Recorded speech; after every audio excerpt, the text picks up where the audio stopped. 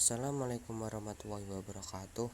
Perkenalkan, nama saya Indra Taba dari kelas AKSC 2 dengan NIM 21050466105. Di sini saya akan menerangkan tentang pasar dan institusi keuangan. Yang pertama, proses transfer modal. Transfer modal yaitu transfer aset antara individu di mana penerima menganggap tanda terima sebagai tambahan modal mereka. Ini adalah salah satu bagian transaksi modal dalam neraca pembayaran. Transaksi modal mencakup pengumpulan hutang dan transfer migran. Mereka juga termasuk transfer kepemilikan aset tetap, transfer dana yang diterima untuk penjualan atau akuisisi aset tetap, dan pajak hadiah dan warisan. Proses transfer modal dapat terjadi secara dua metode. Metode yang pertama yaitu metode secara langsung. Metode secara langsung, penabung investor atau orang yang memiliki dana lebih atau kelebihan dana maka langsung menambahkan modal yang dimilikinya ke perusahaan tanpa melalui perantara apapun. Dengan kata lain, penanam modal langsung menemui perusahaan untuk memberikan modalnya. Metode tidak langsung. Menurut Darmawi tahun 2006, perusahaan akan mendapat dana dari investor melalui banker investasi atau lembaga investasi perbankan di Indonesia yang disebut pinjaman emisi atau underwriter.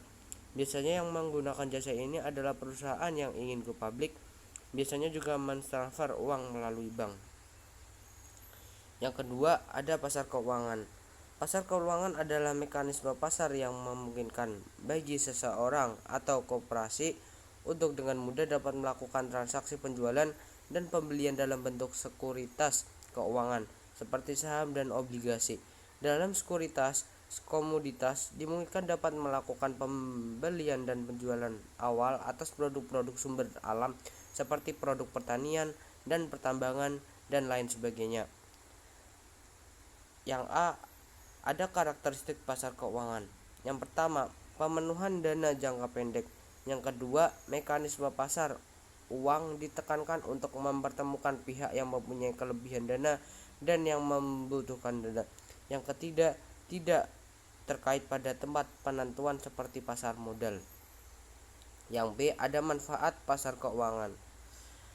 Yang pertama, sebagai fasilitator dalam mediator perdagangan surat-surat berharga jangka pendek. Yang kedua, sebagai sumber dana untuk modal kerja bagi perusahaan yang membutuhkan tambahan modal atau ekspansi. Yang ketiga, sebagai fasilitator dan mediator kegiatan investasi dari luar negeri kepada usaha lokal dalam bentuk kredit berjangka pendek atau short term. Yang keempat, sebagai wadah bagi masyarakat yang ingin membeli surat berharga, pasar uang, dan sertifikat Bank Indonesia atau SBI. Yang C, jenis-jenis pasar keuangan. Jenis-jenis pasar keuangan pasar keuangan mempunyai 6 jenis. Yang pertama ada pasar uang atau money market. Pasar uang adalah pasar yang mana barang dagangnya adalah berupa uang. Yang kedua ada pasar modal atau capital market. Pasar modal merupakan jenis pasar yang memperjualbelikan modal jangka panjang. Yang ketiga ada pasar valuta asing atau foreign exchange market. Pasar valuta asing adalah pasar yang melakukan kegiatan transaksi valuta asing ataupun mata uang asing baik berupa transaksi spot transaction, forward transaction maupun swap transaction. Pasar hipotek. Pasar hipotek adalah pasar yang melayani pinjaman untuk lahan, real estate atau perumahan, komersial, industri serta pertanian. Yang kelima ada pasar kredit konsumen. Pasar ini merupakan pasar yang melayani pembiayaan pinjaman untuk pembiayaan konsumen atas suatu produk baik yang berupa barang maupun jasa seperti pembelian mobil, motor, pendidikan atau bahkan hiburan. Yang keenam yang terakhir pasar komoditas. Pasar komoditas merupakan pasar yang kegiatannya adalah menjualbelikan barang-barang komoditas tertentu seperti barang-barang pertanian. Yang ketiga ada institusi keuangan. Pengertian lembaga keuangan.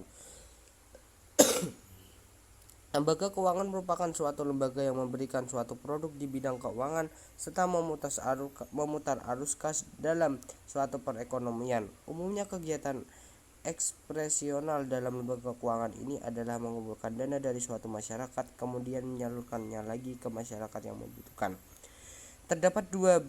Terdapat banyak jenis lembaga keuangan yang ada di dunia ini. Lembaga keuangan dapat dibedakan menjadi dua jenis, yaitu lembaga keuangan bank dan lembaga keuangan non-bank. Lembaga keuangan bank, bank sentral. Yang pertama ada bank sentral. Bank sentral memiliki peran untuk bertanggung jawab menjaga nilai mata uang tetap stabil, baik terhadap barang dan jasa maupun nilai tukar dengan mata uang asing. Selain itu, bank sentral juga memiliki fungsi mencetak uang, menetapkan suku bunga, memberikan pinjaman, dan menjaga stabilitas keuangan. Yang kedua ada bank umum.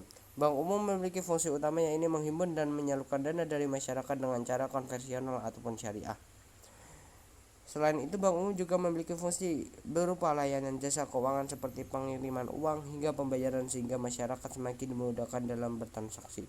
Contoh dari bank umum adalah Bank BCA, BNI, BRI, Bank Danamon, Mandiri, Jateng, dan lain-lain. Yang ketiga ada Bank Perkreditan Rakyat. Bank Perkreditan Rakyat merupakan lembaga keuangan yang menghimpun dana dari masyarakat dalam bentuk tabungan deposito berjangka dan bentuk lainnya untuk disalurkan pada masyarakat dalam bentuk kredit ataupun dana usaha. Contoh bank perkreditan rakyat yang ada di masyarakat adalah bank desa, bank pasar, bank pegawai, lambung desa, badan kredit desa, badan kredit kecamatan, kredit usaha rakyat kecil, dan lain-lain. Yang terakhir ada lembaga keuangan non-bank atau bukan bank. Yang pertama contohnya ada pengadilan. Suatu lembaga keuangan bukan bank yang menyediakan penawaran layanan permintaan uang kepada masyarakat dengan menyertakan barang atau surat berharga sebagai jaminan disebut dengan pengadilan. Beberapa jenis barang yang bisa kamu gadaikan adalah seperti antara lain sertifikat rumah, kendaraan bermotor, barang elektronik seperti ponsel, laptop, televisi, kulkas, dan lain-lain. Dan juga emas juga bisa disebut barang yang bisa digadaikan. Yang kedua ada koperasi simpan pinjam. Koperasi simpan pinjam merupakan institusi keuangan yang menjalankan usaha berupa penerimaan simpan maupun pinjam sebagaimana jenis koperasi lainnya. Koperasi simpan pinjam juga menerapkan asas kekeluargaan dalam melakukan segala kegiatan usahanya. Sekian itu yang bisa saya sampaikan dari materi pasar dan institusi keuangan. Kurang lebih mohon maaf. Assalamualaikum warahmatullahi wabarakatuh.